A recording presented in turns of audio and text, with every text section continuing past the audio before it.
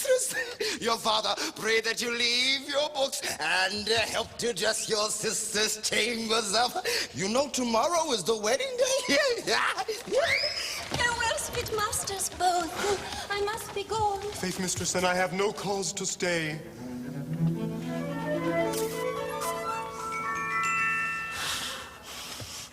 But I have cause to pry into this pedant. Methinks he looks as though he were in love. But if, Bianca, once I find thee ranging, Hortensio will be quit with thee by changing. Signor Lucentio! This is the appointed day that Catherine and Petruchio should be married, and yet we hear not of our son-in-law. What will be said? What mockery will it be to want the bridegroom when the priest attends to speak the ceremonial rites of marriage? What says Lucentio to this shame of ours? No shame but mine. I must forsooth be forced to give my hand opposed against my heart unto a mad-brained Rudesby, full of spleen, who wooed in haste and means to wed at leisure. I told thee he was a frantic fool, hiding his bitter jests in blunt behavior, and to be noted for a merry man. He'll woo 1,000, point the day of marriage, make friends, invite, proclaim the banns, yet never means to wed where he hath wooed.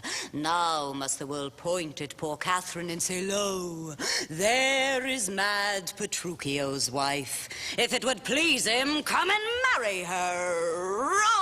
Oh. Go, girl. I cannot blame thee now to weep, for such an injury would vex a very saint. Much more a shrew of thy impatient humor. Master!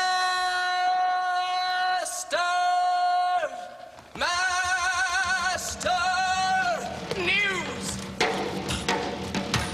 Old news, and such news as you have never heard of. Is it new and old too? How may that be? Why, is it not news to hear of Petruchio's coming? Hey! Is he come? Why, no, sir. What then? He is coming. Hey! When will he be here? Why, when he stands where I am and sees you there. But say what to thine old news? Why, Petruchio is coming! Hey! In a new hat, in an old jerkin, a pair of old breeches thrice turned, a pair of boots that have been candle cases, one buckled, another laced, with 2 broken points, and a rusty old sword taken from the town armory, with a broken hilt and chapless, his horse hipped with a mothy old saddle and stirrups of no kindred besides, possessed with the glanders and like to mosey in the chine. Ooh. Troubled with the lampas, infected with the fashions, full of wind gulls, sped with spavins, rayed with the yellows, past cure of the fives, stark spoiled with the staggers, benon with the bots, swayed in the back and shoulder shot and near leg before, and with a half-check bit and a headstall of sheep's leather, which being restrained to keep him from stumbling hath been often burst, and now repaired with knots, one girl 6 times pieced, and a woman's crupper of allure which hath 2 letters for her name fairly set down in studs, and here and there pieced with pack thread. 'Tis some odd humor pricks him to this fashion. I am glad he comes, howsoever he comes. Why, sir, he comes not. Didst thou not say he comes? Who, that Petruchio came? Aye, that Petruchio came. No, sir, I said his horse comes with him on his back. That's all one!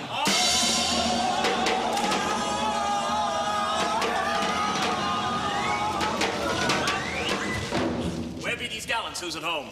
Oh, sir, you are welcome. Yet I come not well. And yet you halt not. Not so well apparelled as I wish you were. Were it better I should rush in thus? But where is Kate? Where is my lovely bride? How does my father?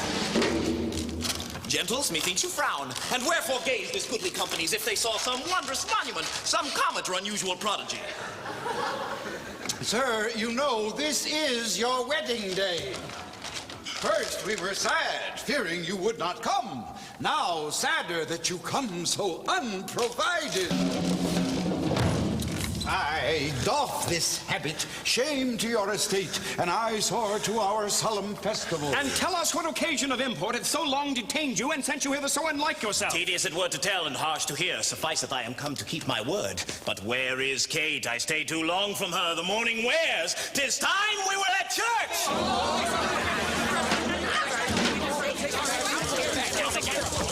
See not not your bride in these unreverend robes. Go to my chamber, put on clothes of mine. Not I, believe me. Thus I'll visit her.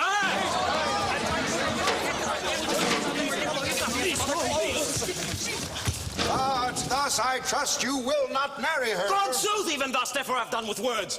To me she's married, not unto my clothes. Could I repair what she will wear in me as I can change these poor accoutrements, 'twere well for Kate and better for myself. But what a fool I am to chat with you when I should bid good morrow to my bride and seal the title with a lovely kiss.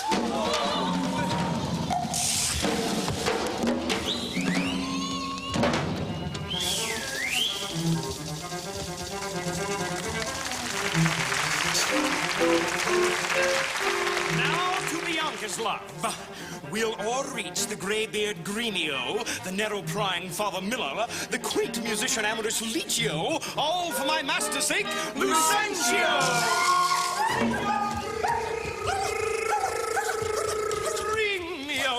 Came you from the church? As willingly as e'er I came from school. And is the bride and bridegroom coming home? Bridegroom, say you? 'Tis a groom indeed, a grumbling groom, and that the girl shall find. Curster than she? Why, 'tis impossible. Why, he's a devil, a very fiend. Why, she's a devil. A devil? The devil's down. She's a lamb, a dove, a fool to him. I'll tell thee, Sir Lucentio, when the priest should ask if Catherine should be his wife, "I, by God's wounds," quoth he, and swore so loud that all amazed the priest let fall the book.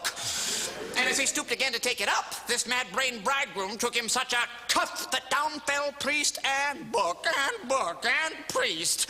"Now, take them up," quoth he, "if any list." What said the wench? She trembled and shook, for why? He stamped and swore as if the vicar meant to cozen him. But after many ceremonies done, he calls for wine. "A health," quoth he, as if he had been aboard carousing with his mates after a storm, quaffed off the muscatel and threw the sops all in the sexton's face. This being done, he took the bride about the neck and kissed her lips with such a clamorous smack that at the parting all the church did echo.